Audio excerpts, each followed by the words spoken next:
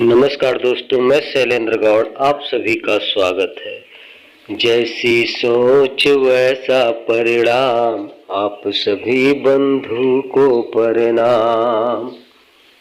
सोच ले जाए ऊंचाई पर, सोच ले जाए ऊंचाई पर, सोच दे खुशी अंगनाई में।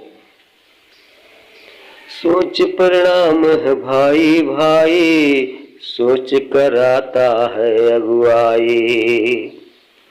सोच से ही चलती दुनियादारी, गलत सोच करवाती मारा मारी। परिणाम हो अच्छा अच्छा सोचे, संगत में रंगत हो दुर्गुण से बचे। जैसी सोच वैसा परिणाम, आप सभी बंधु को प्रणाम, आप सभी बंधु